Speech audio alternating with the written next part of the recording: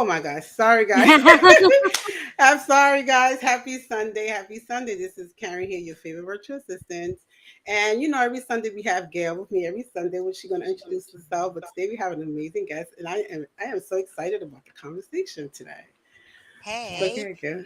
good afternoon, everybody. As you know, my name is Gail Withers. By day, I'm a corporate training facilitator. I help managers empower their teams with unique training programs. But in my other life, I, along with Karen, we host these very important conversations on topics that we all need to know more about. And today, we are talking about how to ace those very difficult conversations with teens and young adults. And I don't want to say that they're all difficult, but we've invited Leah Zimmerman, who is going to introduce herself. Welcome, Leah. Thanks for joining us today. Yes. Thank And you, Leah. Leah, it's going to, by the end of this conversation, we're going to have those difficult conversations covered. We're going to be having lots of quiet, peaceful, Zen type chats with our teens and our young adults.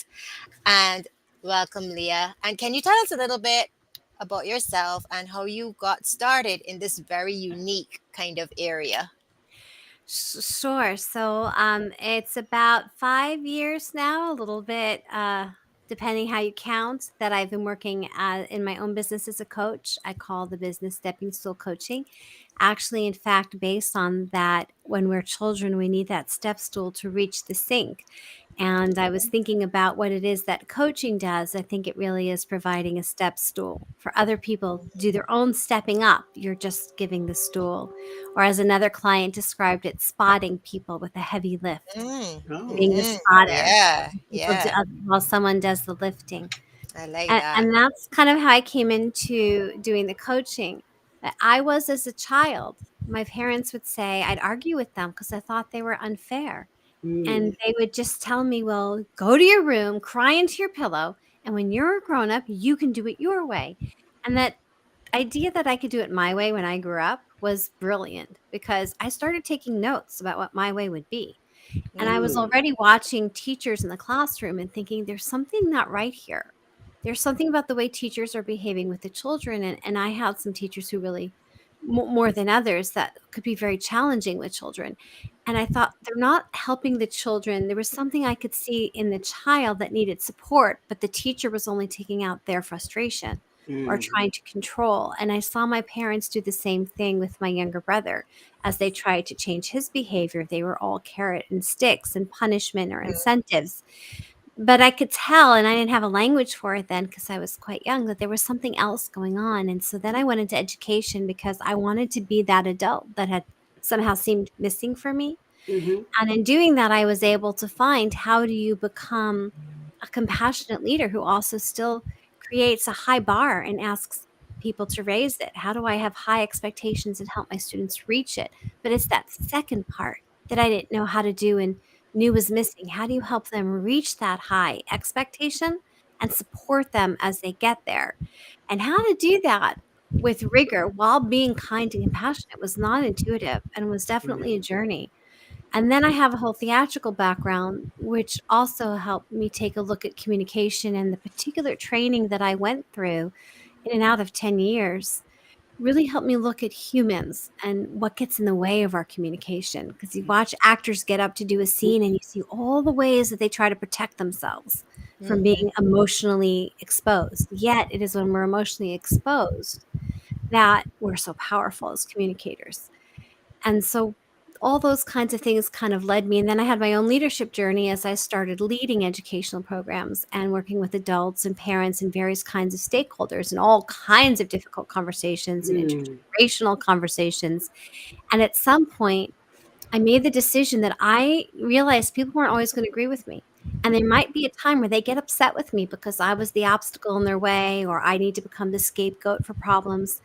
And what I needed to be able to do was stand in my own integrity of the decisions that I had made and how I had behaved in those moments.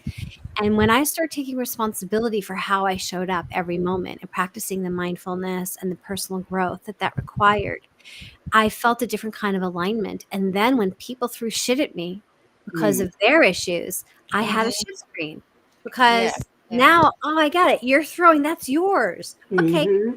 it's uncomfortable. Do I want to be on the receiving end of that? No. But does that mean that I did something wrong? No, because the only thing that really ever hurts in a difficult conversation when somebody says something about you is when you believe it. And when I could know that I didn't believe Mm-hmm. it anymore, or that I had a different interpretation and stand in that, I kind of became somewhat immune to a lot of that other kind of thrusting negativity at me. That's not to say I didn't have feelings about it, but I could become Right. aware of my reactions without thinking and know that they were my minefields and not that there was truth to what the other person was sending at me. So I'd say that's sort of the trajectory. And then I have a 15-year-old. So I have a Right. 20-year-old and a 15-year-old, and living in the world of teens.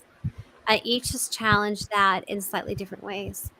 But it's a Mm-hmm. Yeah. passion of mine to think about how we parent, and that parenting is a form of leadership, and how we lead our families and how we lead our children already sets the tone of the kind of leadership skills our children will have and how they will lead themselves in their own lives. And that we think of parenting too much as trying to help our children get to a certain goal line instead of how we actually, in the day to day, teach them how to be someone in the process of leading their own lives and trusting themselves and making decisions. And that it's much harder to do the latter, but it's actually more rewarding too. Mm-hmm. Wow. Yeah, that's great, Leah. I mean, as far as when your own work, what you have learned, and as a young kid, how you realize that, right? Because I know as a young kid, I didn't realize nothing. When you're a kid, you don't realize something. You figure that's what it is, and that's what your parent is telling Yeah. you. So you have to do Have to do what it. I right. You just agree. have to do And you it. Yeah. didn't have a say. Right. Your conversations with your parent tended to be one way. Right. They talked, you listened, Listen. Yeah. and as you said, you go to your room in frustration and you say they're unfair and they don't understand what I'm saying, and you just bottle all these feelings in your room, feeling that there's no out. There's nowhere you can get. There's no out. So I Right. had a question for you. What kinds of difficult conversations, like if you had to categorize types of difficult conversations, although I want you to give us some examples, but I also want to frame that question in sometimes you start a very innocent, calm conversation with a teen or a young adult, and somehow it just, the trajectory just changes. And then you end up hearing something, I hate you, I hate you, I don't want to. Like, Right. can you help me, like help me, Leah, Yeah. what's going on there? Like, so what kind of Okay. conversations would you determine might be difficult, Well, and then we'll I go think what you're into really how do you think. asking is what makes that wrong turn. I mean, I think what makes something difficult conversation. I was trying to think about that question, and I'm often talking about the difference between discerning between difficult people and difficult conversations. Mm-hmm. Very few Mm, people are actually difficult people, but a lot Mm-hmm. of the people who we find difficult is because they challenge us. So where That's with true. there's any kind of resistance in the conversation, it starts to become difficult. There's a resistance to getting what we want, to being able to express ourselves freely. And there's always something we want from the other person. We want the Mm-hmm. validation. We want, aha, you're right. Good idea. We want something that feels heard. yeah. We want to be seen, heard, validated, valued. And when we're not getting that, it feels like a difficult conversation. When we feel emotionally exposed, like I'm sharing, I love you can be a very difficult conversation. I Right. want to invite somebody on a date for the first time is a difficult conversation. I want to share with you why this matters, or I actually don't know the answer, so I feel a little exposed here. Um, those are difficult conversations. I think those are the main ingredients for difficult conversations. And then I think when stress is involved, it can sabotage difficult conversations. And then the most obvious is actually when there are linguistic difficulties. It's hard to have a conversation because we're not understanding each other. And I bring that up not because it's really the kind of conversation we want to talk about, but because it's obvious to us. We're not understanding each Mm-hmm. other. I can't hear your words. I can't decipher you. Maybe I don't have hearing. Maybe I don't have the same language. Maybe we come from different accents. There can be different things that get in the way. But the thing is, in that situation, it's obvious to us that there's a linguistic thing in the way. Right. The thing that's not obvious to us is when the linguistic things that are in the way are under the surface. They're not syntactical or grammatical, but but there's still linguistic things about how we socially express ourselves. And there are also other kinds of social dynamics that are going on in the way we talk to each other that we're unaware of often. An example I like to give is I'm from New York. I'm fairly direct in what I say, in my style of speaking and in my sentences. I like to Me interrupt too. That's what's others. laughing. Because I'm from New I York have a too. whole paragraph that I wrote about the day I really Mhm. learned to understand Californian, where I live now. Okay. Um, when I first moved to Texas in the 90s and I was in my 20s, I remember feeling that I had to learn how to end my own sentences, and this was a whole different thing. Wow. And other people just smiling, listening. They're just listening. And I don't know what to do with that. I'm just gonna keep going because the moment I stop and there's a silence, I feel completely naked. Because Mhm. that's just not where I'm from. Watch The Marvelous Mrs. Maisel, and you'll Yeah. like that's where I'm from. That's how we talk in my family. Yeah. So that was hard. So there are things like that that are going on often that we're not that aware of. There's things between men and women that are aware, of, and there's things between children and adults. In the conversation, there's often Deborah Tannen writes about this, which is sociolinguistic, the sense that somebody's one up and somebody's one down in the conversation. Mm. And that Mm. status is often what's we're vying for in our conversations, especially with our teens. So that's a Mhm. different kind of level of linguistic thing that's going on, but that's a form of resistance. So I would put that still in the category that there's something going on in the conversation that feels like resistance. We're becoming emotionally uncomfortable, or there's something that's in the way of getting what we want, which may be that feeling of status, but we're not always so aware or tuned to what it is we actually want in the conversation. And so we're really Mhm. not that good at just asking for what we want.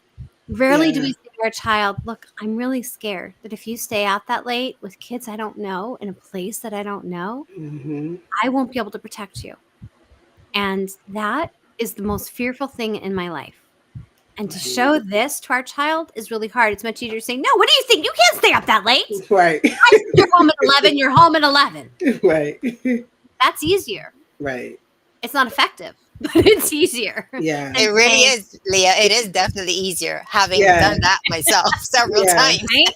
I'm the parent. I'm telling you that the parameters because there's an assumption of status, there's an assumption of control, and there's an assumption of and that is how parents have behaved for many, many, many, many, many years. Mhm. It Mhm. is Yeah. That's the fairly example new, we've been given. right? And Yeah. it's fairly new for us to start to look at our children and want to respect them as individual human beings. And Mhm. they're demanding it. Like they're not as patient with us as No, we they're may have not. been. But it's the same happening in changes in leadership. We're not accepting command and control styles of leadership at work. And Yes. our children are not accepting command and control styles of leadership at home as easily. Mhm. Yeah. There's a different style of leadership that we're evolving to, and that's starting to become more necessary. Mhm. Yeah. I find it interesting that you mentioned that because I noticed that a lot of kids, even young kids, not even before they teens, they're actually more expressive, right? In calling out their parents in certain behaviors. And I find Yeah. that parents, they have a hard time accepting the being called out.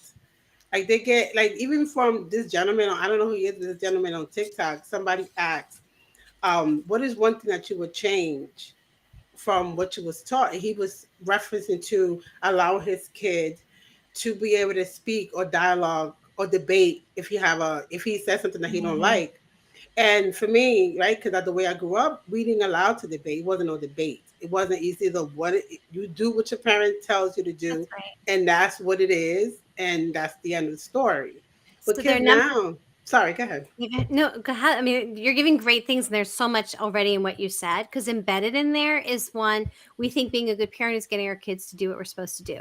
That makes us feel like we're being a good parent. That makes us feel Mhm. in control. That makes us feel like Right, we're on the right track. So there are a lot of right, ways in which we're looking like the dopamine hit is going to come from doing what we think a parent is supposed to do. So we right, don't have a model for anything different that's in there. But the other thing you're right, saying is about giving the kid a voice, giving them a right, chance to say things. And right. the challenge of that is we have not had a model or an experience of how to allow ourselves to feel challenged at that level. We Mhm. Yeah, don't like bosses who definitely. criticize us. So how we respond to what our kids say to us also has something to do with how we respond to criticism in general in our lives. How Mm-hmm. willing are we to receive that somebody's criticism of us is their experience, Mhm. might be good information, and Right, is something we can get curious about. as opposed to immediately feeling that it's an ego and takes us down. And I'll be honest, this is the thing that can get to me with my teens. Right. There'll be a time where they'll talk to me because I'm mom, so they can take their aggravation out. They can say, Right. "Mom, stop talking about that." And when they do that, I there's that child inside me that wants to react and feels that shrinks and feels small and invisible. Right. And I have to remember, and there are times where it's fine and intuitive because it's nothing about me, but there are times where it somehow triggers what Mm-hmm. that reaction I have, and I call those things emotional landmines from Mm-hmm. the past, they're ready to Right. explode, that being silenced again. For Right. me, you feel like, "Oh, I'm being silenced again." Yeah. And I have to remember this is my teen's stress behavior.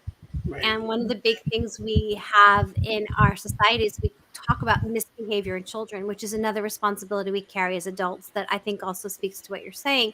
Is we Yes. feel responsible for how our children behave in the world, and they have to be on good behavior, and their good behavior is a reflection of us as parents. That's a good Mm-hmm. And point. so we It feel is. we have to make them behave well. But what Mm-hmm. we miss is that when we misbehave, it's because 'cause we're stressed. When the people we Right. love, when we know misbehave, it's because 'cause they're stressed. When children misbehave, it's a stress behavior and it's communication. Right. And if you look at it as a stress behavior as opposed to a misbehavior, we can address it in a whole other way. N Yeah. I Mm-hmm. definitely went through this, and I could keep talking about it forever, either from watching tell you about stories about children I've worked with or my own children. 'Cause I had a daughter who had a lot of stress behavior when she was young, and some of the friends would say, "Why don't you just show her," whatever. And those Yeah. same friends now, 10 years later, see how well teaching her to self-regulate has paid off, even though it was uncomfortable in those moments to do things different from what people expected. She self-regulates really beautifully, and all those other parents encountered places where they couldn't just get their kids to do things. They had docile 5-year-olds, but at Right. some point, those kids still spoke up, and Yeah, they because they it's a process. It's a process, Yeah, it Leah. is. But I wanted to raise something from a comment that you made, and I think a lot of how we evolve into adults kind of like is governed by our conversations and our discussions when we are children. Right, But what about the situation which I've been in as a child where something happens and a situation blows up and your parent is all over the place, they're having this meltdown and they say, "What do you have to say for yourself? Do you have anything else to say?" And what do we say? Of course we have nothing to say because this situation is so explosive.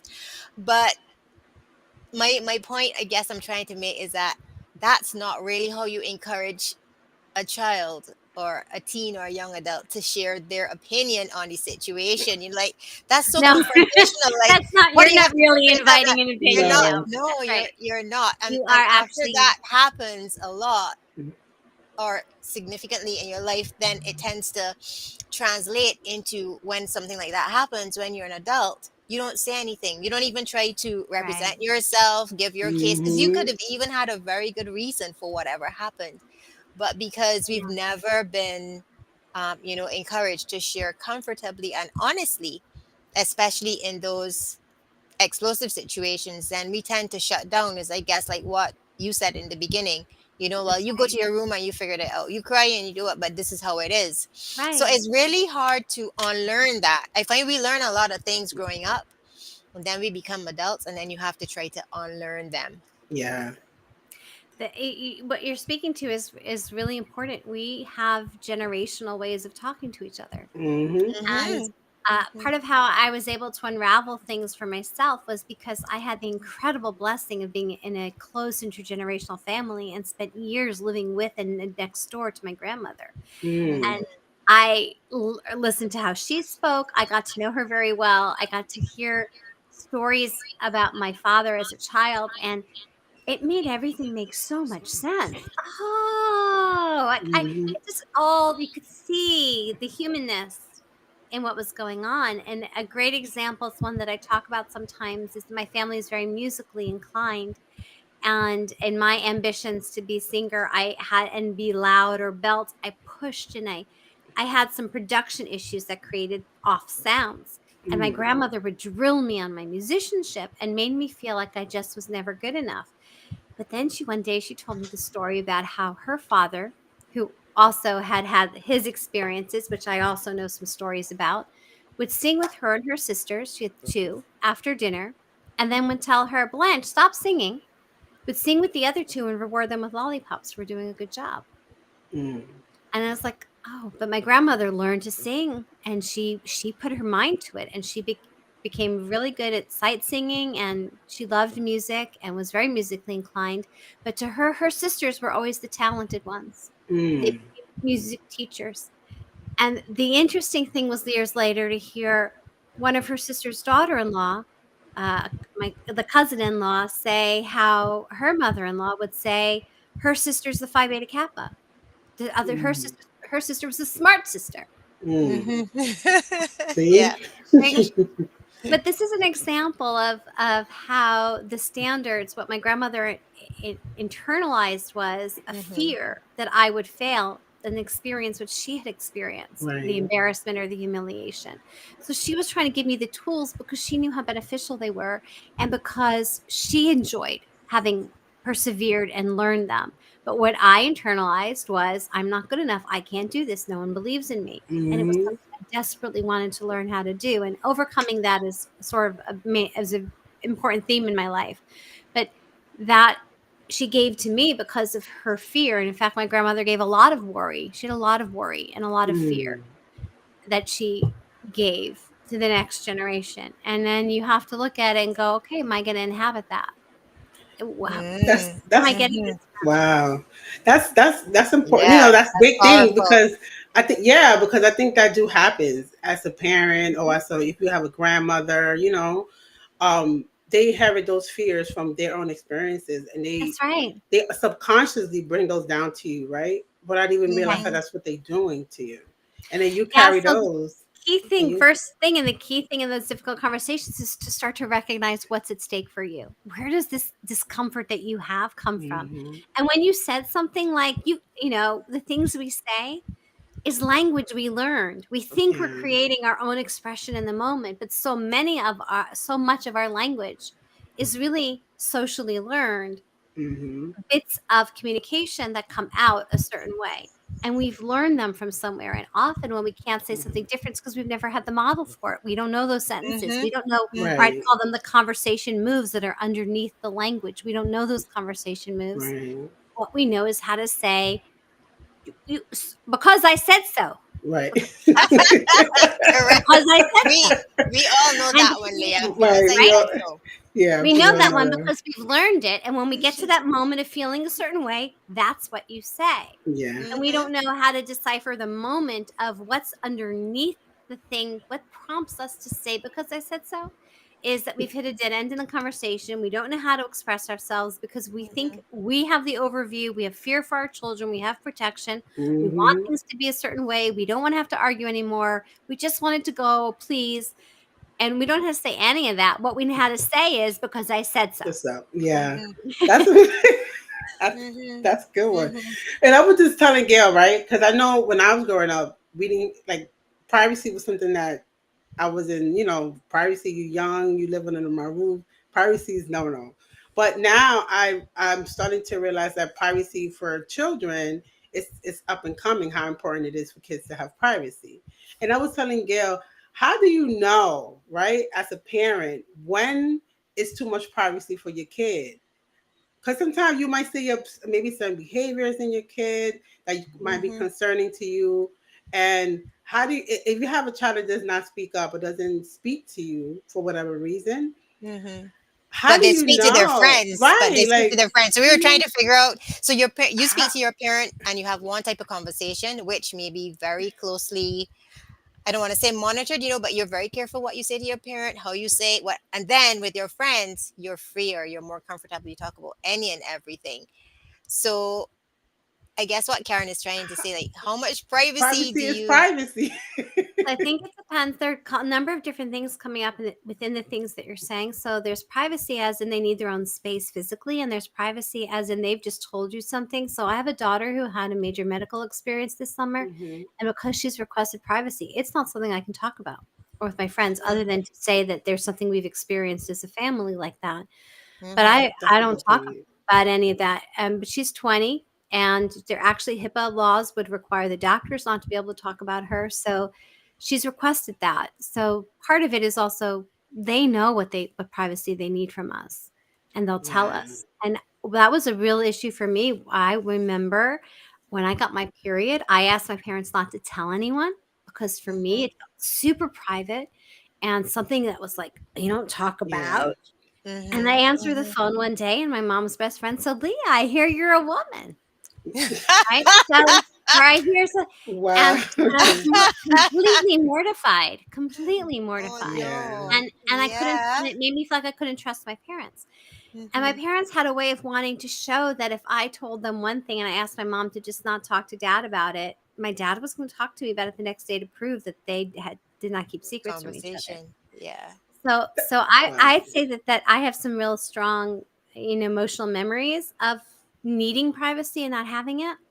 And because I'm more private in how I share my feelings, and I think that the children know, and my children tell me they'll be like, "Ma, this isn't something you can talk about," because Right. people tell me Why sometimes do I they miss it. think? Why do But I they think think it that is. moms tell everybody everything? I don't Well, know. They I No, have have a to bad switch reputation. Yeah, you and it's know, completely different experiences, right? Because if we talk think about things with other moms, moms share experience, and that's how we gain Mhm. broader perspective and insights into what our experience means. And we're sharing our experience of being moms the same way they're talking to each other about their experience about the boys or Mhm. girls that they like Yeah. at school, Yeah. or the right. non-binary, the different people they like, and Hmm. the change of language that I'm always in trouble for. So, Hmm. uh, they their concerns are different than ours and different inside, and they can't understand that. They're not going to understand that, and we can't make them understand that. We can Mhm. start to say, well, I need to be able to talk to my friends about my experience that was so scary when this happened to you. Who's the one Mhm. friend that I can talk to about this that you won't feel that you can trust too? Like, Mhm. that's a different way of being able to say it. Mhm. My daughter said, "Just tell me, ask me before you talk to somebody." So Mhm.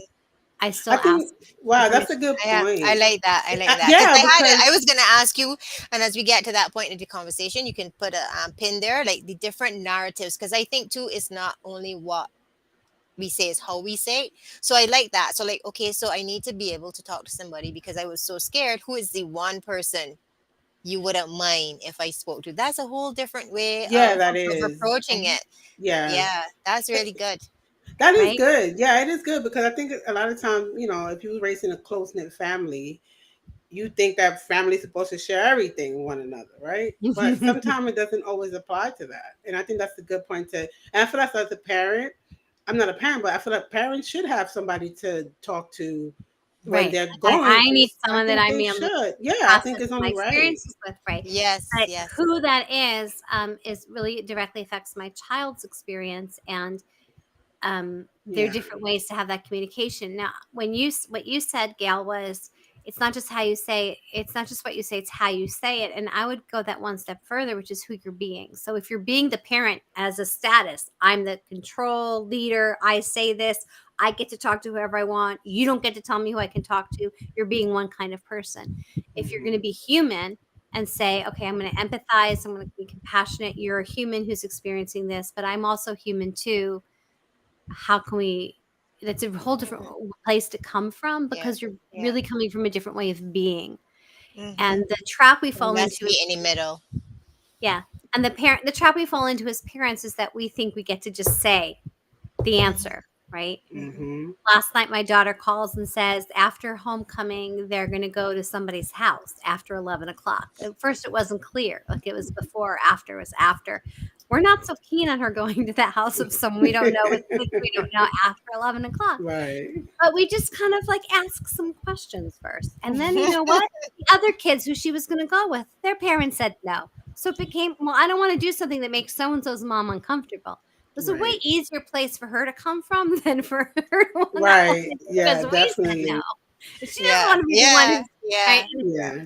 And sometimes just waiting a little bit and asking a question or two, things resolve themselves a bit more.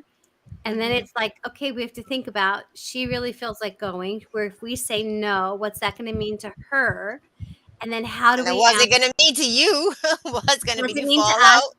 And the next place would be, instead of just saying no, you can't stay out, would be, um, we feel if we feel uncomfortable. It feels unsafe to us for you to be late at night, like to be Yeah, honest about it, definitely. instead of just saying, no, we're the parents. This is what we think, and this is what you have to do. If to say that, I think in terms of like examples and stories, I was working with a twice. I've worked with fathers whose wives were enmeshed in really difficult conversations with boy teens in the house, and both had similarities in that the moms were attempting to kind of control what was going on, but they were also seeing it in reflections on themselves. So one was a Hmm. teacher who during COVID had a ninth grader who was staying in his room and wasn't doing great in high school. And I think she felt that this is her child. She should be able to help her child do well. As a teacher, a lot of times you have an idea that it's on the parents, that if only the parents did certain things. And so then when you're the parent in that situation, you put that pressure on yourself that you've been imagining Hmm. for, that you've been putting for imaginary parents. Um, but that, but as long as she was worried and putting that responsibility on him, and she was taking all that stress on, he wasn't ever going to show up. So what I helped the father to do was take the pressure off the mom by stepping in. It's okay. So she sees that he's taking a lead in it. She feels less like she has to be her role. And then what he was able to do was then shift the conversation to create more space for his son, and leave room where his son wanted to come out of the room because there was Mm. something going on and he wanted to join, create family activities, invite him out to go sit and chat and listen to him for a little while. And when the son no longer felt that it was coming out of his room and he was about to get a barrage of directions and criticism, and it's even if it's not what you're saying, it's often what you're embodying. If who you're being is someone Mhm. completely fearful for your child's future, your child feels that. What they want to feel is completely your sense of support and belief in them, and that you're going to help them reach for whatever they want to reach for. And Mhm. if they feel like they're disappointing you, and you're only going to keep reinforcing that message that somehow they're falling short, they're going to hide that much more. And it goes back to something else you said, Gail, where they don't tell you everything. Our children tell us things based on how we're going to react. If we react with criticism and judgment, they will not want to tell us things. Yeah, that's true. Mhm. If we can Mhm. be open, non critical, and be listening and recognize our judgments and reactions Yeah. on them, and I realize that's a tall order, but that's what Yeah. I help people do. Um, we can come from a place, enter the conversation where they can receive it, and where we can get both sets of needs met instead of reacting from all that emotional Mhm. place that Yeah. will I'm drive the so sorry Yeah. I didn't meet you before, Leah. I'm so sorry. I would have saved myself a whole lot of grief, but because my son he's going to be 25 this week, and it's only in conversations we are having now that he's an adult. He would say, I hesitated to talk to you because you always came at me. It's very judgmental. You were listening, but you weren't Mhm. listening. And I would say, but I didn't even say anything. But it's your body Your language. face. It's your Yeah. body Yeah, language. It's your yeah, face. It's how you stand. I stand like this. They look on my face is like, are you serious? So it right. was all of That's these right. little things that I never even took into consideration. And like you said, that's how I was It's what you're conditioned growing up. embodying. So if your And child's talking to then, you and you're like, mm-hmm, mm-hmm, yeah, mm-hmm, correct. I'm Yeah, listening. yeah, Mhm. yeah. It's true. Very Right? true, That's really Leah. different than really. That Yeah. must So have been tell me about hard. that. Like, how did you Mhm. Yeah. feel and what Right? happened next? And it's really different. And it's good to have these conversations because I'm sure they're going to be really great for people who have the opportunity that I didn't have. It's too late for me, kind of. I can move forward, but I can't change the past. Right. I mean, I wish I could. I wish I could go back and have different types of It's conversations. never too late to But It's say never. those now things. I Yeah. And if get you say to those try to things, repair it, repair yeah. the damage, Well, and if you say that it's to him and he feels he can say it now, that means they're like, already learning and growing from it. Right. And that is going to be huge. And I will tell you, my parents may not have been aces at handling the conversations with the children and the teens, but as I've grown into adulthood, they are aces in those kinds of conversations. And hmm they listen. And my dad hears a lot of the things that I do and pays attention, and it's not too late because Yeah. I can tell those stories, but and those stories my parents behave that way because of who they were, and I can tell you and decipher all of that, who they were and where they came from. and how they were doing the best they could. Mhm. But because they were open and receptive and ultimately love and an intention for connection, it was the primary driver of our connection and family. Those conversations have grown over time and changed, and Mm-hmm. I'm I very much love and trust my parents and have great conversations with them, and they are supportive, and I think they've grown as people too. I don't think it's too late, and I don't think that it doesn't have to be as angst driven for us as parents of teens, but I'm not sure that not having those difficult conversations makes us less worried about our teens or less Yeah. concerned about who they are. And the process of separating, the teens are already pushing us away in some ways. They're finding how they want to individuate, they're finding how they want to create autonomy, and they feel invincible in the world. And they are our hearts walking outside our bodies in a way that they Yeah. Mm-hmm. can't understand. And these Can't are completely understand. different Yes. experiences that are not easy to bridge until you become a parent Mm-hmm. Yeah. or Mm-hmm. you So, work so Leah, do you say when you become a parent, you understand what I'm saying? That, but they don't. They can't no. relate. Or when you get your first job, you'll understand what I'm saying. But because they're not No, I there, say that to and that doesn't myself even because that doesn't even that doesn't make sense to that's even right. when you become a parent, you'll understand. And I have heard people say that. When my mother People said say X that. to me, I didn't understand what she was saying. But now that I have my son or my daughter, I really can understand why they're out late at night and you can't sleep, why something happens. And I know, like, when my son was small, he would have something happen at school and he would be crying and I would be crying too, because the bond was Right. that close. He's They sad, are I'm sad, our hearts walking outside outside of our our body. When something bodies. happens to them, we feel it so intensely that we Mhm. We react to it do, we happening to do, us. we do. And we don't, and yeah, but all the things, most of the things we say to our children are mostly the things we need to say to ourselves. And the Mm, things we wish they knew and understood, but they can't. So saying mm-hmm, you'll understand this when you're a parent is what we need to say to ourselves. When they're a parent, they'll understand. They can't understand me Right. right now, but one Right. day they'll have a different life experience. Because what we're basically saying is, no, you don't have the life experience to understand where I'm coming from. mm-hmm. And we have to say that to ourselves. Remember, they don't have the life experience to understand where we're coming from. Yeah. And I think Ah, so I love that's a that good point. So one. what you're really saying is that, I guess, the most important thing that we need to take away is your self-talk to yourself, is what you tell Mhm. yourself and your perspective that helps you get through those difficult conversations. And another thing that you said, and Karen, this keeps coming up in a lot of our conversations with our guests, the generational stuff. I hmm think your granny talking to you was so important and valuable.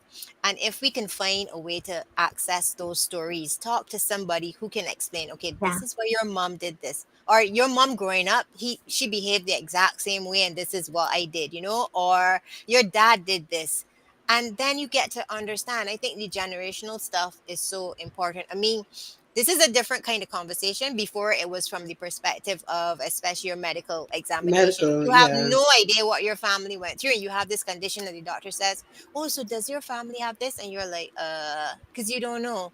It's those conversations that right. really, really help you to understand why you behave the way you behave, where you hmm are at this point, and then what you need to do differently to get, as I said, unlearn. Because you learn all these things growing hmm up, and then you have to unlearn certain things. But the way you behave makes so much sense, makes more sense now Right. because of a conversation you have with somebody who knew. Yeah.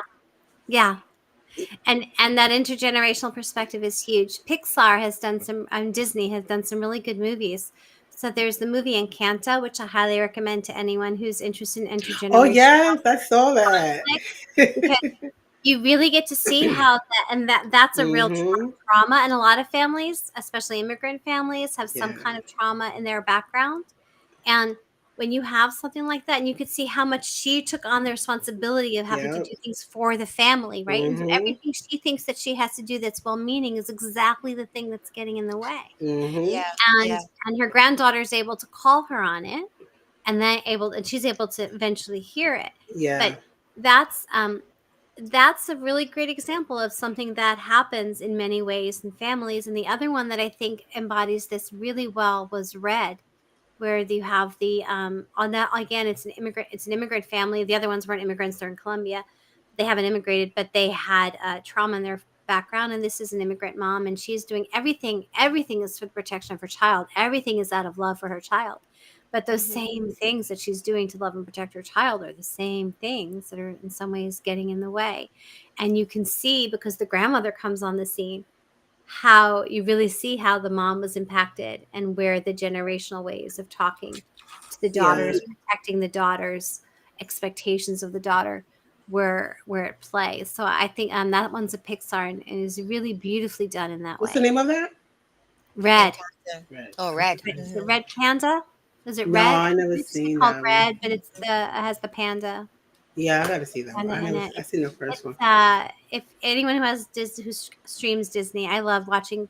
Pixar's really good at Yeah, doing they're good good at that. Because I movies. They thought you were have a going to talk about message. Major Coco, because human I found that movie Coco was very similar as well. Yeah, That was yeah, very, very Coco. Yeah, good. Coco is really good that way, but Luca Hmm. also has that theme with the parents trying to protect the child. But a Yeah, lot of Disney yeah. movies do.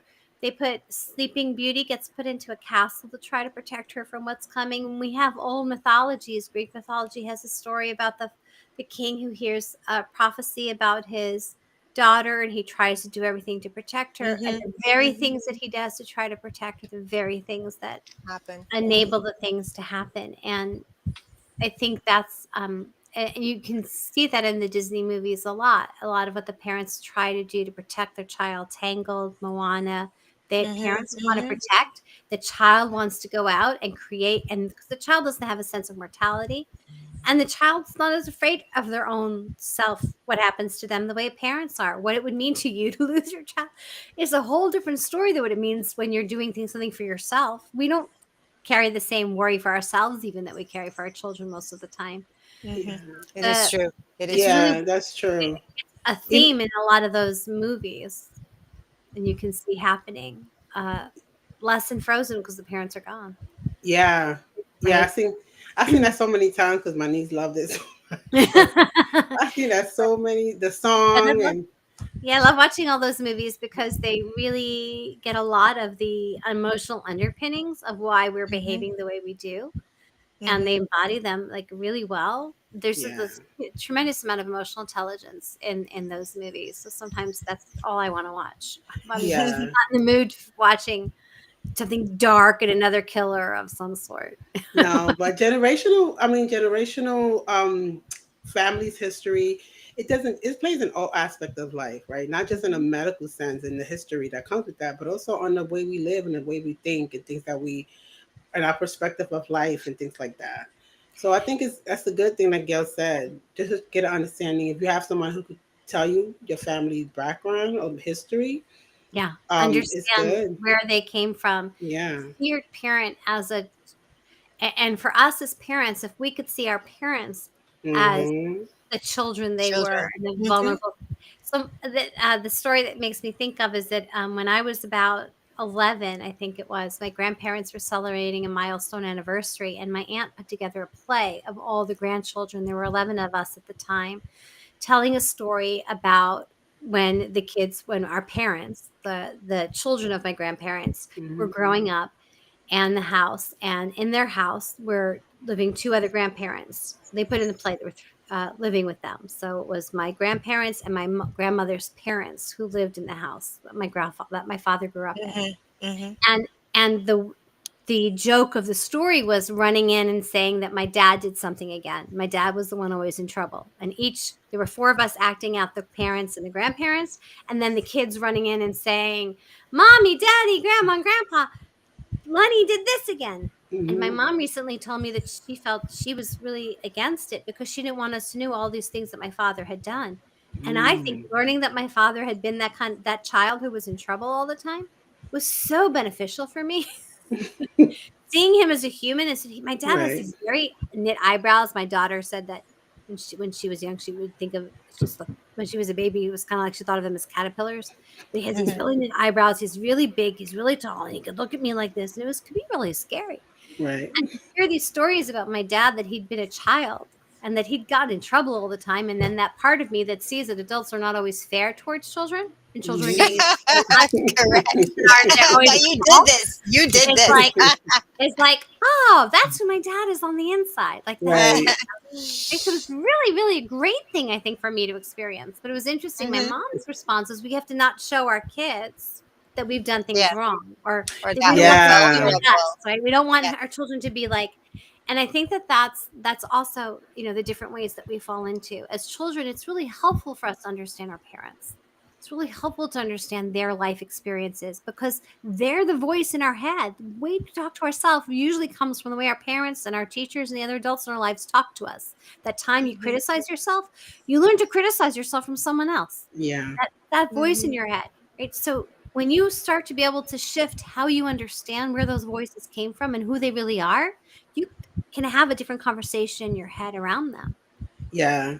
That's good. And I mean, from what I'm hearing is that uh, when it comes to being a parent, I think it's important to be vulnerable with your kids, right? And a lot of parents have a hard time being vulnerable. Like you just said, just to be able to admit they're wrong in something. Right. That's another level of vulnerability as well. And just allowing your child to see or understand somewhat of where how you was born or where you was born or how you was raised and how you grew up as what kind of kid were you as a child. Right. And we don't, a lot of us don't know what kind of child parents was as a child. It's Hmm. kind of, it comes in a Wow, full that's like circle. I hadn't even thought about that. I'm like, I know who kind of kid. Like I also Yeah, like a lot I of us ask don't. questions. I have this tremendous gift of an intergenerational family that spends summers together. So I know who my grandmother was. I talk to all her cousins. I get the stories about their childhood. I know who That's my dad was. good. I know how his cousins saw him. I know how a lot of times they saw each other. I know I grew up with my cousins and listen and sitting on porches and having long stories with aunts and uncles and cousins. But a lot of my perspective and ability to have perspective intergenerationally comes from that amazing gift that's in my family. And I That's agree with you. that's I'd say great. go talk to your relatives. Yeah, I Same. think that's Come good. sit and have coffee and ask you some questions. Yeah, that's definitely part. I mean, like I knew my grandmother. I knew who she was. She's passed on now, but it's still. I mean, I still have a few people that I could probably ask to get more information. But I think it's good to know your parents and as an adult now, right? I'm an adult now, so it gives me just to get an idea of how she was as a child and maybe how her being as a child might play into how she was as an adult Yeah. as Mhm. well. Hmm. I You agree. know. And you can also ask her because they so what's one of the best memories you have from your childhood and what Mm. Yeah, Yeah. that's a good Yeah. one. That's If a you, good one. Yeah. yeah, like for Or listen, maybe like what's the best ones and what are the worst ones, because sometimes we Mhm. so like sharing a bad memory could show me, okay, this is what they did to overcome it, or they weren't perfect, or Mhm. they stayed out late and this is what happened, because then you get to understand, that's probably why they're behaving when I am late, Mhm. or Yeah. you know yeah. So I like anybody the And you out best can there, ask memories too. them, but you can also ask them, so when you said this to me as a child, what were you really thinking? Get in to find Hmm. out what they're Hmm. thinking as parents. What were Yeah. you most Yeah. afraid of for me as a child? So you my Hmm. know what's parents, my dad Yes. especially was really that's a clear, good one. but what he was doing, why he was doing it, and that was a gift. Hmm. And being clear about it, and we're doing the best we can, and we don't follow other people's advice. We're doing it for ourselves. We're doing the best we can. And we love you. Was a message that I got all the way through. And that Hmm. does help. It definitely helps because you look back and you go, yeah, they were always doing the best they could with what they could Yeah, and what they knew. And parenting in the 70s, was different, yeah, right? right, Just different ideas about how to parent. My parents were still on the stricter side even then, but right. um, there were things they were protecting themselves from. So like when they couldn't handle certain levels of emotion and they deflect or dismiss emotion, it's because they're super sensitive because they didn't Yeah, have the mind breath, like the mind space to take it in. Like right. so, asking those questions: what was most stressful for you being a parent? What did you love the most? What were the easiest moments? And then about their childhood, you'll get so much insight. Yeah, and I think it will help you as a parent too. If you're a parent of a child, it will also in a sense, yeah, you're learning about your parent, but then it will also help you understand your maybe look into how you parent your children and how you could Mhm. pivot and make some changes. So Absolutely. I think that's Yeah. very, Mhm. I never really thought about that, but I think that's a good thing. Yeah. If you can Really good. humanize Good your parents, background. if you can humanize your parents, it will help you, Yes. you give yourself that permission to be human in your Yes, relationships Yes. too. Yeah. yes, Right? that's a You good you one. describe vulnerability, and vulnerability is a very used word right now. So sometimes I'm Mm-hmm. careful around it. So what is the thing that makes us feel vulnerable? It's that Right. we feel there's some kind of guilt or shame, something emotionally exposing. We're not good enough. Those are the things we're trying to protect. Yeah. But it's when we can share those. Now, you don't want your child to see you weak. So weak is when you believe those things. Right. Mhm. Vulnerable is when you accept that you're feeling it, but Right. you're willing to step into it and Mhm. Yeah. own it and say, "This is really scary for me." And if I go, "Oh, but Mhm. this is scary," and you have to do the thing I do, da, da, da, da, da, da, I look out of control. I'm allowing that fear to drive how I'm doing things, and then I am weak. But if I Mhm. say, "Holy shit, this is the scariest thing, you're about to drive a car, and all Mhm. these things are new in my mind now about what this means," and so that's where it, we'll, as parents, usually just start giving directions. But if we go, Yeah. I should understand that in this moment, when you go behind that wheel for the first time, my heart is behind that wheel with you, and until you have a track record of driving safely, there's a part of my body that's going to be hurting, or Oh yeah. that Yeah. experience, right? Yeah. We Yeah. don't know how to say that, but you see how that comes across more strong than when we just go, "Now be sure you do this, and now don't do that. No, no, you can't drive at that time. No, you have to Right. ask me." Right? That they're gonna Yeah. go over there. Well, don't put the Yeah. music on But while you're driving. yeah, what about the other part of that, Leah? Because there's always the end part that we tend to forget. We might say, until you have a track record of driving better than X or Y. But I'm saying this because when you don't listen to me and you get into an accident, then all of that grief is at me. I have to deal with the insurance and I have to deal with the accident. Da, da, da. So Yeah, that's yeah, what yeah. you need. That's That you is what you projecting. need to do. That's what you need to do what I say, because when Yeah. anything happens, I'm the person that has to clean up your mess, and I'm not about clean up. Leah, I have so many conversations I could share with Yeah, but there, but and so the kind of parent who likes to be in control of things, that's the you. kind of conversation that will come from. So I think that that's Mhm. trying to be in control of things. It's a whole projection into the future of all the things that could go wrong. But there's Mhm. no reason why not to just give the projection of all the things that could go right. Right. My Mhm. Right. daughter just got her driver's permit, and I could share the fears that come up with her, but I don't think she cares. I mean, I don't think she would want to hear it, right? Right. Yeah. And that she Yeah. doesn't care, but why would I put that on her? Like, that's Mhm. mine to manage. Right. That's me to talk about with my husband or my friend. That's the place where I'm going to pull in the support. But also, I'm going to know, yeah, this is scary. And you know what? I can't control what happens. I don't get to control what happens. Yeah. Trying to tell your child, if you do this, this is, and I care about it because I'm the one who's going to have it. And I occasionally that happens. Like, I say things because I'm thinking a few steps ahead of what might go wrong. It never goes well Mhm. Yeah. Mhm. You because drive I'm yourself. trying to And it is control a an outcome. projection. You're correct. It is a It is. projection.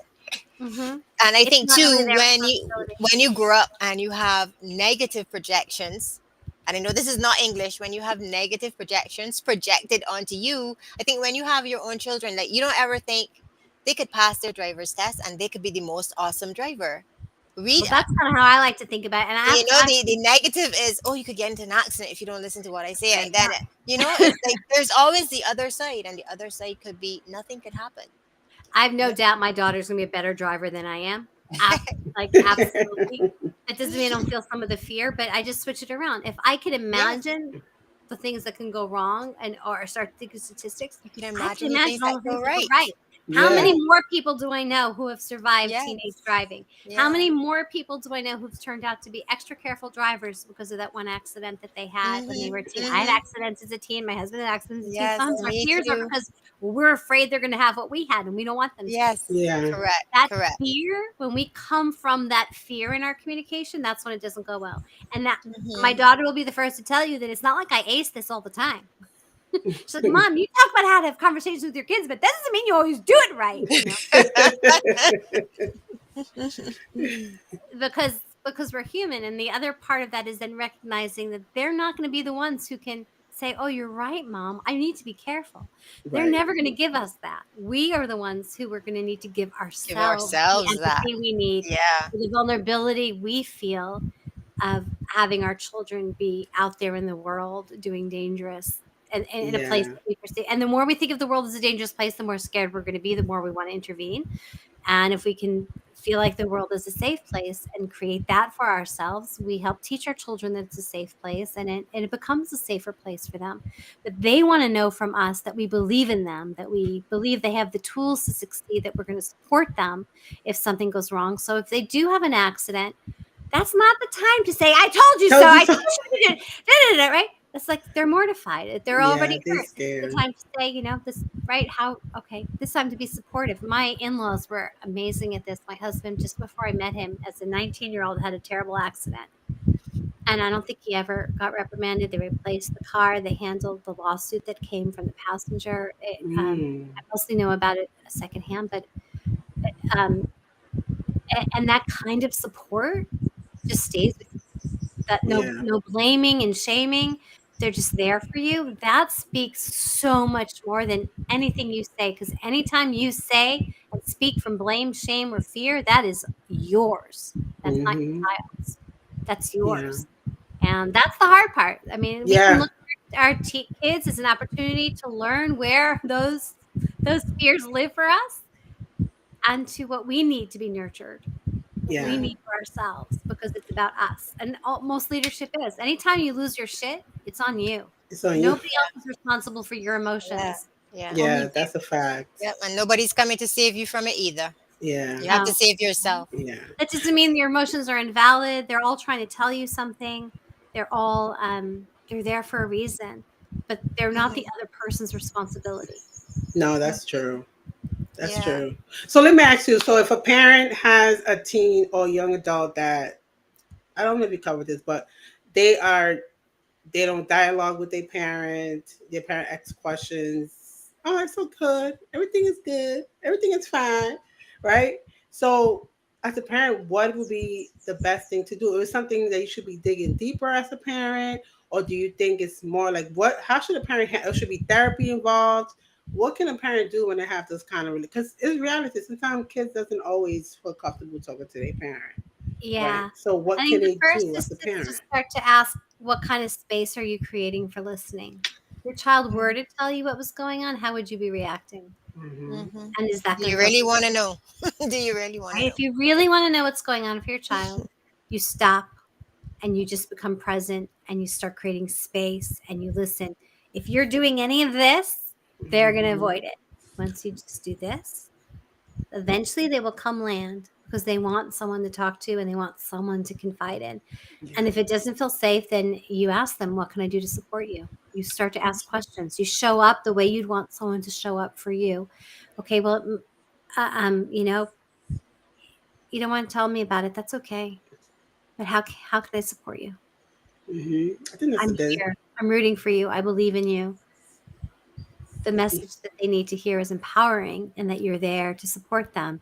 And if you're consistent and open and accessible and not judging and offering unconditional love and support, they will eventually come and land because it's really safe. Hmm. Right. Yeah. Yeah. Unless it's something really wrong, then you start to engage other adults that are going on in their life and say, go to the kids' school, go to the kids' counselor on concern. Yeah, But that's a good, Leah, because yeah, that's very good because it was also going to lead to my, which is the same thing, like tips that parents could take to start acing those conversations with their teen or young adult. And I think you just pretty much explain how you should start that journey, right? And I think a lot of it is for a lot of kids, they don't know how the parent is going, or is going to react, right? And sometimes, like you just mentioned, our facial and our body language, our nonverbal communications speaks for us. way more than we realize. Yeah, And Yes. some of us are better at math, are better poker players than others. yeah, But I'd say that's another thing. And you just invite your child to do something with you that does not make them have to talk. Go on a car trip, play a game, go out for dinner, play cards, want to watch a movie. Invite them, show them that you care, you value their presence, you care what they have to say. You can be quiet together. And if Hmm. you can be comfortable with yourself and the discomfort of whatever you're concerned about, they will become more comfortable talking to you about it. Yeah. And a lot of times yeah, when they don't tell you things, they're protecting you. They don't want you to know about things that are going to make you upset. They're doing what they've Hmm.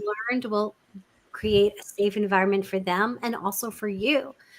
They don't want your reaction to it. They don't want, you Mm-hmm. know. Yeah, Yeah, that's a good one. I 'Cause agree with that 300%. It's yeah, true. yeah, because I know when I was younger, and the reason why I didn't tell my mother something is because I was like, oh, she's gonna be mad, and other things that you play into your head as a teen, and oh, I'm gonna protect my mom, and I don't want to let her, I don't want her to upset her, Mhm. so, and I think that's part of it too. The kids coming from a place of they don't want to disappoint you, right? So they don't And they want to don't want let to you be know. responsible for handling Yeah, your emotional reaction. They've got enough going on that yeah, your emotional reaction is just too much. I can't. I'm not Yes, they going to deal can't with that. handle it. Right? I don't. yeah, I Mm-hmm. don't want Yeah. that. I yeah, have yeah, space for that. We still don't always tell people everything because we don't want to deal with their emotional yeah, reactions to everything. yeah. That's often they're protecting. So there's usually some kind of dynamic like that going on, or they think you're going to try and fix them. You're going to get involved. Mm-hmm. Again, that movie Red is really good, where the mom gets over involved and embarrasses the daughter and has no idea that she's the one creating all the problems Yeah. Yeah. for the child. But it's the same. Why do we not tell somebody something? Because we don't want to deal with their reaction. That's true. Mm-hmm. That's true. Yeah. So before we're gonna pivot a little bit, I know that you have a masterclass coming up on the 26th. Yeah, I have my acing difficult conversations on Wednesday, and I can talk about teens, but I also talk about other kinds of conversations. The principles are Mm-hmm. the same. And Okay. like I think Gail came and you made the connection to Yeah. teens, and people come and they make those connections, and at some point I can also start to make more specific ones like that. The link, if anyone is on LinkedIn, goes to my profile, they I will know. find the I have link it. to my I'm gonna put it. masterclass right there. And I think I also sent you the oh yeah, that's the subscribe through the mailer light, and there's also a LinkedIn event you can register through. So, but the subscribe is the easiest because then you'll get the emails to remind you of things where, Yeah. and you get the ad event to put it on your calendar. I go through the same basic principles each time, but the presentation is never the same because people's experiences and questions. And I Okay. ask people what they want to get from it. I really want it to be valuable. So I do ask people the scenarios they want to hear addressed. And so those change every time. Okay, Mm-hmm. that's good to know. I think for anybody, I mean, having a difficult conversation, I think is hard. I used when I speak for myself, right? I find it could be challenging because you play so many things in your head: how the person's going to take it, what is going to happen, how they're going to view you after you said or whatever is you're saying. So you play so many things in your head, so the conversation naturally becomes difficult, and then you don't know what the reaction is going to be of the other person that you're going to give. Well, that's a lot of what makes it difficult is that the way you prepare for it is you Yeah, start running through all the possible scenarios of the things that could go wrong and the things that they could say. And what yeah, I hope to do is give people different things to do in their heads to prepare. And if you go with the intention to connect and be curious, and the hard thing is not knowing how the conversation is going to go. But if you can yes. trust yourself to be present, Yes. to connect, and to be curious, then you will have a lot more maneuverability Yeah. and actually be able to help the conversation get back on track faster than if you go in with all these prepared things you're going to say and ways you're going to defend yourself and show that you're right and prepared for whatever they might say back. And you know you're going to be ready because then you've Yeah, I already had had the to learn conversation that. in your head. You Yeah. go in with that conversation, very likely is the one that's going to happen. Yeah, I had to learn. Yeah, I agree. I had to kind of unlearn. I'm still learning the process, but I had to kind of pivot my mindset because then we'll go to that process, right? I already have a remark based on what's and nothing been said yet. So I don't know what to. So I had to kind of learn to put it on a positive It spin, is right? true So Uh-huh. for because So you the more always me, you want to be can go ready. in, that the more you can go in with connection and listen first and make the other person feel safe and then ask clarifying questions, you'll find you're actually in a different conversation than the one you yeah, thought you were going to enter. Mm-hmm. Mm-hmm. yeah, Mm-hmm. definitely, Yeah, I definitely. think the listening is really more important. I think I'd rather listen more intently than even respond. Like, Yeah. okay, I'm just listening. I know my son has a thing with his friends where somebody says, I need to talk. And his response is, okay, you need to talk. What is my role? Am I just listening to you and not saying anything? Am I giving you advice? Am I putting you in touch with somebody who can help you? Which of these three things? And you tell me what you expect my role to be as a Mm-hmm. support mechanism for you before you even talk, so that I will know how I am supposed to listen. And I was very impressed with that, because he's so much younger than me. I never even thought of that. Because No, I'm yeah, always that's ready to great. go in with guns blazing. But as I said, Leah, I am Uh-huh. so sorry that I didn't. And I'm a Caribbean parent. I think that's how we are. We are very on fire for our kids, and I think it has Yeah. a lot, as I said, to do before with how we ourselves were raised. But I'm so sorry I didn't meet you before, because certain parts of my life would have been a lot less And what you say exciting. makes me want to I also want to say that it is important that we look at the cultural context. Mhm. So Mhm. 20 plus years ago, I was living in Cairo and I was friends with an Egyptian woman there who was in a really different class, because as soon as you're American and show up in Cairo as an expat, you're living a whole different life than the typical Egyptian. And she was more like this with her children, right? But that's so much the culture she came from, and also that's how authorities are more typically going to behave there. Mhm. And authority, there is a command and control, and this is also a post-colonial system, and those things are not irrelevant. So I could help her on how to show her moves to be more present, empathetic for her children, but I also have to be careful that I don't know what the system there is and what those children Mhm. also Mhm. need to be prepared for in terms of who else Mhm. to deal with. Yeah. So, um, and I think generally emotional intelligence is always going to be a benefit, and I think anyone who can um, show somebody when they're doing something wrong how to do it better with kindness and Mhm. strength is going to be better off than the person who could speak the loudest. But there Yeah. was a time on the bus where somebody who just came on making a huge fuss was super loud and got what they wanted, because that's how things could be there Culture. sometimes. At Mhm. least back then when I was there. So I think that and I say that because you're saying being a Caribbean parent, and that one has to also be aware of one's cultural surroundings, and that if you're going to do something a little bit countercultural, a little bit different, that you're also have a way to have build a conversation around that, and to create skills, communication skills for our children with Yeah. dealing with the what's around them. Yeah. Yeah, Yeah. certainly Great. still have plenty of that to do here within the school. So my daughters both learned how to advocate for themselves with their teachers, how to speak up, write emails, write letters, ask things of their teachers, and how to communicate with kindness, but also to speak up for themselves. And the teachers actually are really receptive to it, way more than we would often think, because they like having students who actually care about Mhm. their learning, Mhm. Mhm. want to be communicative and in touch with them, and they're pretty responsive most of the time. I think they have some pretty good teachers who actually really care about their students, and that's good. But they also learn how to speak up, and I think that that's part of it. So if you were going to have done it differently, we do things in the context of what's happening around us. If we're going to do it different, Mhm. we do have to be mindful of those other contextual, cultural communication cues that are around us, and help make sure our kids still have the skills for those. Mhm. Yeah.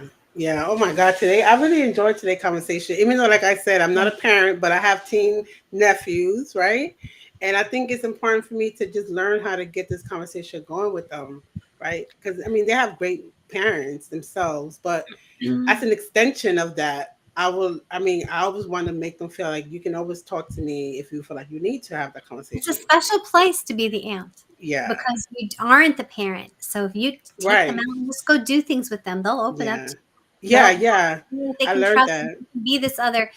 Having aunts and uncles and close friends who are like aunts and uncles were really tremendous for me to be able to process and talk Yeah. through my own relationship with my parents, because I didn't feel like I was bad mouthing my parents. I was talking about them to people who knew them and understood them and loved them the way I did, Right. who weren't going to go, oh yeah, I can't believe they did that, but who were going to be like, help me think about it and how I wanted to show up or how I wanted to bridge Right. it, or help understand them as people. Yeah. It's a gift. My sister does that with my kids, and it's beautiful. I don't know if they talk about their parents, but there's someone they can really trust and they know is there for them through, Mhm. Yeah. and Yeah. that's huge. And you know that she would be there for you too. So Right. that's good. That's a win-win. Yeah, it is. So we're Yeah. about to close, guys. But in closing, Leah, I want you any last words for anybody to take home, I Yeah. and think I just and want people to know that I'm reachable, and that in the messages that you don't have to be thinking about whether you would hire me or not hire me, work with me, not work with me to attend my asymmetrical conversations, or to once in a while ask a question related to a conversation coming up. Because if you ask the question, it helps me know what people are concerned about. And even if Hmm. I don't answer a whole lot directly in the DM, what I do my live sometimes answering those questions. I do Mm. create content sometimes answering those questions. So I just recommend feeling free to reach out, that I will always answer, and then I can go deeper in content. It just helps me know what's valuable. Um, Even if it's not something somebody feels like, well, I don't want to ask a question because maybe it's going to take her time, or I don't know if she's going to make me want to hire her, or whatever kinds of things people have going through their Yes. minds. Right. Mm-hmm. I really Yeah. want to help people have better conversations, because better conversations and stronger relationships and better connections are really how we're going to change this world. More empathy, Yeah. Agreed. caring for each other, knowing Agreed. how to be more clear and how to listen to points of view we don't like. Yeah. And it Yeah. starts with the families. Yeah. Yeah, that's true. That's And true. It these do start with the family, and then you be able to do that with other people as well. and these I master mean, classes are the bomb. well, I'm gonna be They going to are your the master bomb, class, Oh, hands me Leah. down. I'll too. be there because I'm definitely, I'm very into learning how to now just, conversational wise, and how to be a greater listener than a talker. So I think Yeah. that's And for you're also me. from the New York area, right? Like we talk, we Yes, laugh, we yes. You know interrupt, how New York. we You listen know by how. talking. We listen by talking and That's saying how we something back. I are. got you. I hear what you're Yeah, saying. right. It's an overlap. You know how we, yeah, you know how New Yorkers, and not only that, the way maybe I come across, it might come very aggressive or abrasive, but I'm not trying to do that. It's just No, that no. Yeah. it's I in, never knew how aggressive I was till I left New York and saw how people respond. It's just the fact that I say what I mean. In right, California, they hint. right. And there was an episode where something happened with one of my daughter's school, and I had a conversation, and then she's like, well, then what was that conversation about? It was about exactly what I said it was about. If I wanted something else in the conversation, I would have asked for it. I'm from New York. That's Yeah, what else do you do? No, yeah. I really understood that something different when I was it was dress rehearsal for a Shakespeare opening in the park, and there was a pre-show that helped people get into hearing the Shakespeare language. And I went out to watch it in costume, and the stage manager said to me, well, when we're live, we won't be able to sit out here. And I was like, yeah, I know. And I stayed there watching, and then I go, wait a minute, are you trying to ask me to go back I was about to backstage? say. I didn't get it. I was like, I'm like, yeah, I do know that. Like, I actually took it at face value, and I sat there, and I feel like, oh yeah, I got it. I get Californian now. When I was able to infer the hint that Yeah, Mhm. I wouldn't have otherwise been able to infer. And that is one of the things happening in difficult conversations sometimes. Don't actually know how to ask for what we really want. We talk around it, and we expect people yeah. to then know how to do it. And I say That's that's true. like going to Starbucks window and asking for what you don't want. Yeah, that's We're true. much better at doing that in life than we are of actually asking for what we want. Yeah, that's true. Well, I hope listen. I hope you guys enjoyed the conversation today because for me, I loved it. Gail loved it too because we both smiling. Yes, it was Leah, very Oh, thank you, valuable. thank thank I you. you. learned Thank a you for lot. having me. Yeah, Thank You're thank very you. you. welcome. And before we go, Okay, I'd well, just thank like you. everybody else to on the chat to just make sure they sign up for Leah's Yeah, masterclass. As I said, please. she's very Thank good. I you. found the conversation today very valuable, and I'm Yeah, me sure too. her masterclass is going to be just as valuable. So thank you very much, Leah. It was a pleasure having you, Thank and you. I'm sure My one day we'll pleasure. have you back. Yes, don't let go of yet, Leah. But I'm Thanks. just gonna Okay, now close I'm out. good. Bye, guys. Bye. Thanks for coming.